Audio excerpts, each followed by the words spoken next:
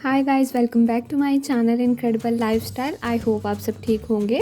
आज मैं आप लोगों के साथ शेयर करने वाली हूँ चॉकलेट केक की रेसिपी, जो कि हम विदाउट ओवन तैयार करेंगे और उसी पैन में ही मैं इसकी सारी मिक्सिंग करूँगी जिसमें हमने इसे बनाना है। तो चलिए स्टार्ट करते हैं और इंग्रेडिएंट्स चेक कर लेते हैं। चॉकलेट केक बनाने के लिए यहाँ पर मैंने 3 टेबलस्पून मैदा लिया है, जिसमें 3 टेबलस्पून ही मैंने शुगर ऐड की है। साथ ही लिया है मैंने 2 टेबलस्पून अनस्वीटेंड कोको पाउडर। आधा कप मैंने इसमें दूध ऐड किया है। एक अंडा है मेरे पास। साथ ही half tablespoon baking powder है और एंड पर मैंने ऐड किया है 2 टेबलस्पून मेल्टेड बटर। अगर आपके पास नहीं है तो आप इसमें कुकिंग ऑयल भी ऐड कर सकते हैं।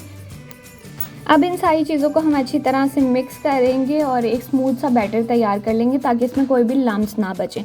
तो ये थी इसकी बहुत ही सिंपल से इंग्रेडिएंट्स, जिसे हमने बहुत ही अच्छी सी सिंपल सी मेजरमेंट के साथ इसमें ऐड किया है। सो कुछ भी मुश्किल नहीं है, इजीली हर कोई इसे ट्राई कर सकता है। तो यहाँ पर आप देख लीजिए कि इसकी कंसिस्टेंसी बहुत ही क्रीमी सी हो गई है।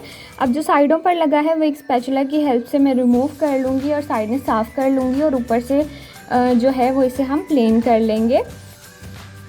सो जैसे ही ये ऊपर से बैटर प्लेन हो जाए, अब मैं इसे ढककर तकरीबन 20 मिनट्स के लिए लो फ्लेम पर पकाऊंगी। सो अब हम इसे 20 मिनट्स के बाद चेक करेंगे। यहाँ पर 20 मिनट्स कंप्लीट हो चुके हैं। केक हमारा बनकर ऑलमोस्ट रेडी है। हमने टूथपिक इंसर्ट करके देखी है, वो बिल्कुल क्लीन बाहर आ रही है। तो इसका मतलब है कि केक हमारा रेडी हो चुका है। फ्लेम में ऑफ कर दूंगी और जितने में केक थोड़ा सा ठंडा हो रहा है मैं गनाश तैयार करूंगी। और गनाश तैयार करने के लिए मैंने यहाँ पर ली है 200 ग्राम्स व्हिपिंग क्रीम।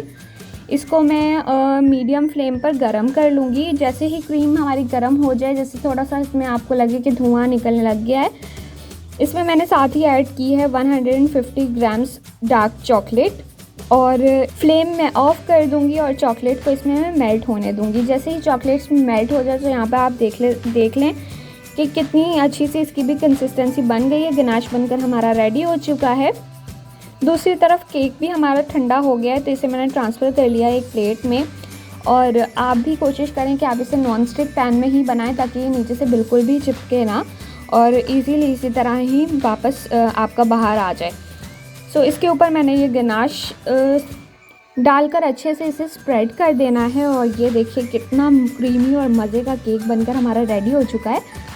सो इसे मैं आपको कट भी करके दिखाऊंगी। ये देखिए बहुत ही अच्छा और बहुत ही नरम बना है।